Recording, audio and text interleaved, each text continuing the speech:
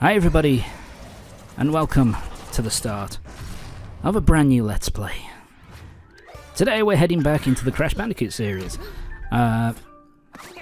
with the most recent entry, Crash Bandicoot 4 It's About Time, released in 2020 for Series X, PS5, Switch, and PC.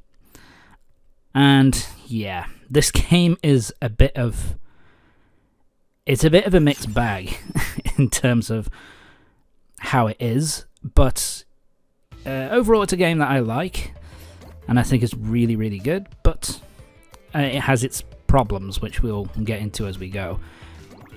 Fuck. Okay. I don't know why I did that. Anyway, so we're going to be playing through...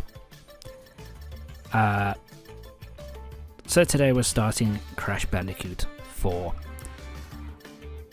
This is a direct sequel to 3, which is...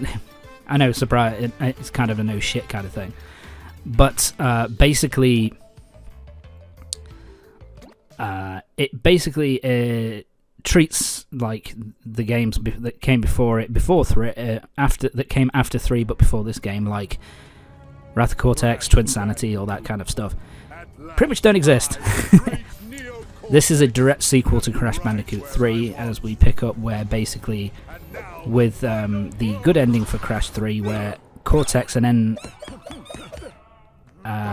Tropy are kind of stuck in this world with Uka Uka, kind of trapped, and they're constantly trying to find a way to escape.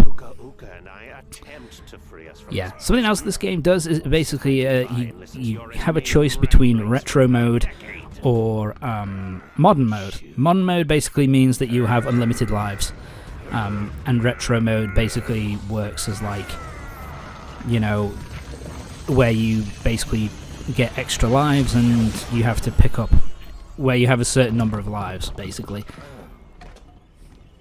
Oh shit, Uka Uka's dead. He served his purpose. Yeah, this is a bit of a difference, because, you know, from the first 3 games you'd think that Uka Uka is like the major threat, but apparently Tropy is like, fuck him, he's served, he's done what I wanted him to do, so he can fucking die here. Great power has awoken. And yeah, this is the first thing to be said about this game. Crash. I fear it portends This game is so fucking beautiful. It's such a nice looking game. This game pretty much gets it the closest, even more than Insane, to kind of like a Warner Brothers style cartoon. You know, it looks, because that was kind of the aim from the start. But here we go. We get an introduction level on the beach, kind of similar to Crash 1. And there's some nice little touches here, like the Spyro floaty. And then you've got like Crunch, the evil Crash, the evil Bandicoot from Wrath of Cortex on the fridge and stuff like that. You can put on the sombrero. Nice. But anyway, here we go, and it's pretty much the same as Crash 1, 2, and 3. You know, a hallway kind of 3D platformer. And yeah, this is the first set. Yeah, look at that. That's the first bit of bullshit right there. First of all, the amount of boxes that you have to break in each stage are fucking ridiculous. Like, you start out, like, this is the introductory level, and you have to break 104 boxes, which is fucking insane in comparison to the older games. And then on top of that, you've also got like the sheer number of there are so many kind of hidden boxes throughout the level, throughout the game, that it's absolutely fucking insane. Something which I found disappointing, I guess, to a certain extent, was the fact that in terms of getting the Uka Uka, no, Aku Aku kind of masks, that you don't get many of them during the course of the game. They're few and far between. But there you go. In terms of Crash's moveset, he basically has all the moves, pretty much all the moves from Crash 3. He has double jump. He has his slide jump. He can spin. So yeah, he pretty much has all the abilities that he had at the end of Crash Bandicoot 3. And Crash definitely feels really nice to control. I think it's the nicest that he's ever controlled, I think. Oh, do I fuck up? I fucked up.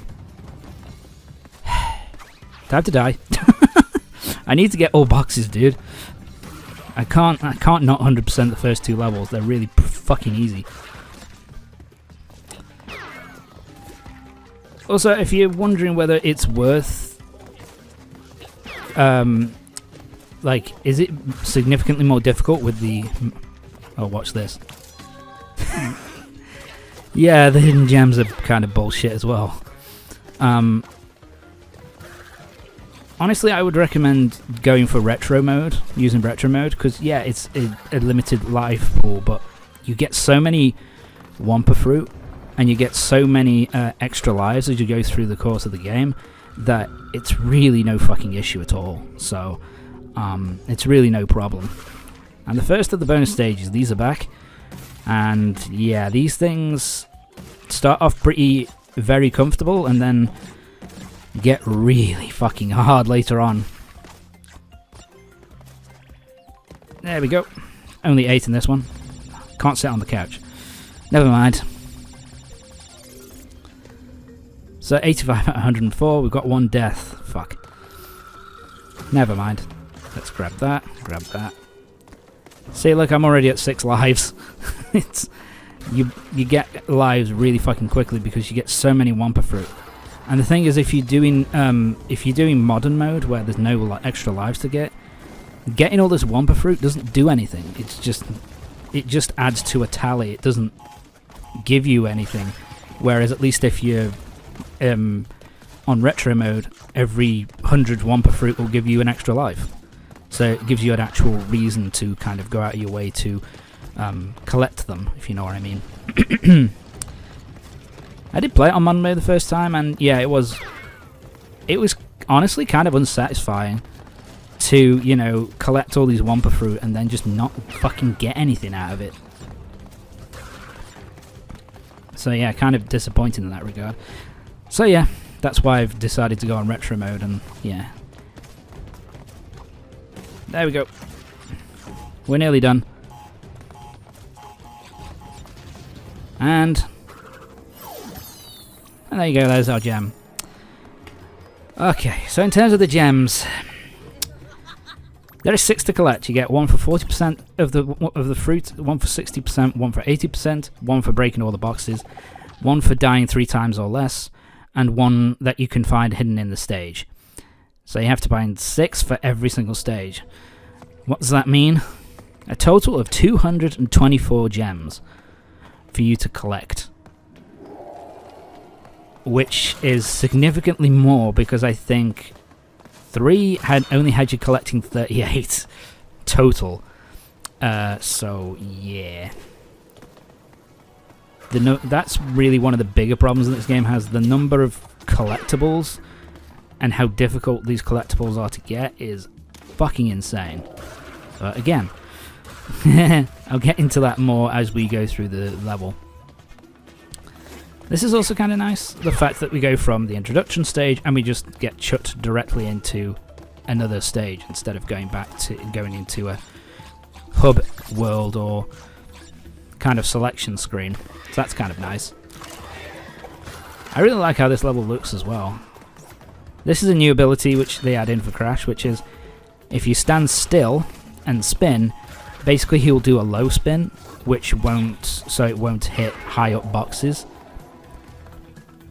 Works most of the time, but not 100% of the time, which is kind of shit. But it is a nice idea if it just been implemented a little bit better. Shit. Yeah, you don't want to do that. The enemies in this game as well are, for the most part, pretty easy. to deal with. They're usually just one-hit kind of enemies. Until you get to the bosses, at least. So now we get onto the second bonus stage. And with this bonus stage, this is more of a... It makes you want... it teaches you to... This is basically teaching you to use the double jump and using the slide jump as well to kind of get distance. Did it work that time? Thank you. But yeah, that low spin is kind of it's unreliable, or not 100% reliable, which is a pain. But there you go. Up here. Yeah, these are. We'll deal more with these later. But see that little notation on the side there? That tells you what you're supposed to do in this next room. See, it's telling you how to get the gem. So what you have to do is you have to jump on here and go around in a circle, like so. Go to here and go to the middle, and boom, there's the red gem which pops up, and that's our first coloured gem. Weirdly enough, they've actually reduced the number of coloured gems in this game. You now have a grand total of 5 coloured gems to collect throughout the game.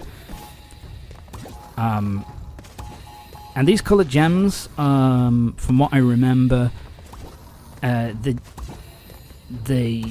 it's not like Crash 1, where in Crash 1 it was basically you have to, at least in the Insane Trilogy, get through the stage without dying and collecting every box in order to get the coloured gem get the 6 coloured gems. Here, this one you have to do this, kind of go around this platform in a certain pattern in order to get the red gem. The yellow gem, I believe, is just hidden in one of the stages. And here's the introduction. Here's the introduction of these new masks. Basically, these are special power-ups. There's the hidden gem. These are special power-ups that you can use in specific stages. Kind of similar, I guess, to the power-ups in, not in terms of ability, but you know, in terms of like Super Mario 64, where you'd get like, you could find one of the caps within one of the stages. Within specific stages, it's not like you can use them in just anywhere. Similar thing with these. And that's Lanny Lowly, the first of the masks. We'll see what he does in the next level, I think. Alright, let's break that. If you miss one of the boxes, it's okay, because this guy will break them anyway.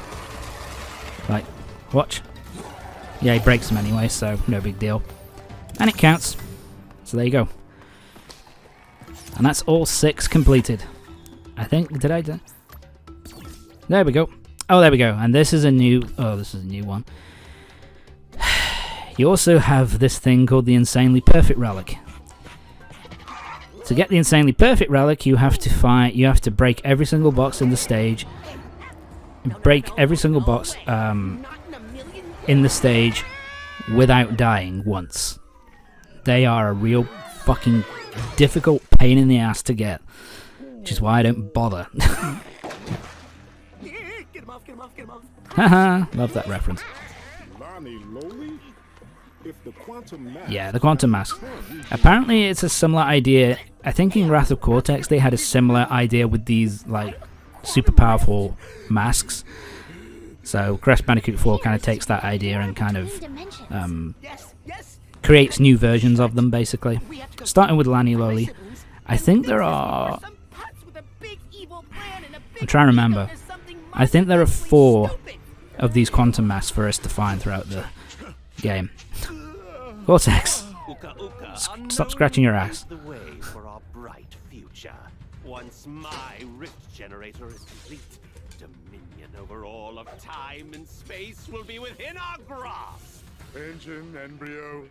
You had some little So yeah, and this is actually the first time in a while that we've actually got all the scientist characters back. We've got Embryo and Engine along with Dr. Cortex, which is kind of nice. It's kind of nice to see him back. fun with your ray guns or whatever.